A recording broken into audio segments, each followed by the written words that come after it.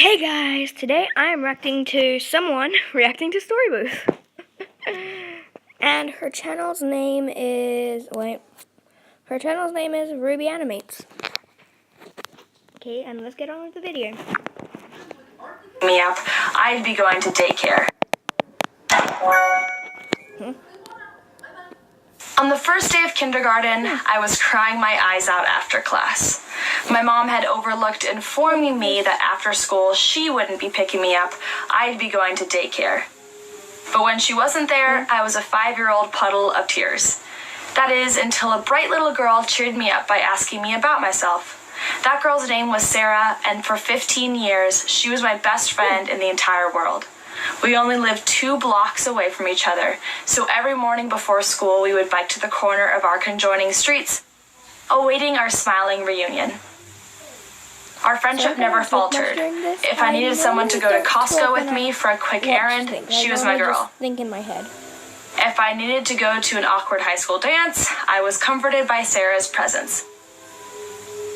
We grew up together and graduated high school as a pair. During college, Sarah developed mental health issues. Her sophomore year was a lonely time for her. Depression and anxiety overwhelmed her, and she came home from winter break seeking treatment. For the next 5 months, she was really suffering. I did my absolute best to support her via text, calls, and FaceTime, encouraging her to give it her all to get better. Unfortunately, at the end of those 5 months, Sarah chose to stop fighting her battle and ended her life. A decision which halted mine. I had never lost someone that close to me. It was just before finals, a challenging time on its own, and I wanted to be able to study so I could finish out my sophomore year strong, but I was really weakened by the grief I was experiencing. It was hard for me to sleep. I tossed and turned at night, unable to stop thinking about how much I missed her. During the day, I felt waves of sadness where all I could do was cry and wish that it was all a bad dream. My journey with grieving, while sad, was healthy. I shared what I was going through with my roommate, Tallene, and she would cook me meals when I didn't feel like it and patiently listen to my concerns.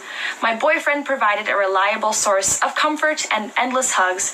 I also confided in my occupational therapy professor, who did know what I was going through because her own brother had committed suicide.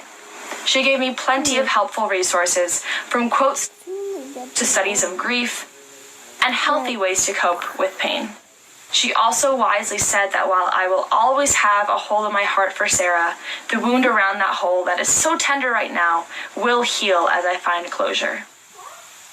I will never stop missing Sarah. Mental illness is not widely understood.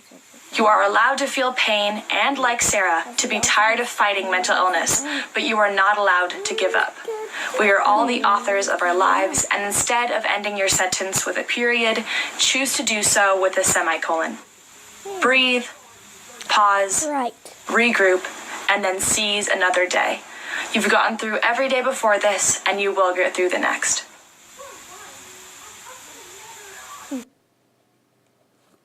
Yeah, same for me. Bye, guys. I know this is short, but still. Bye.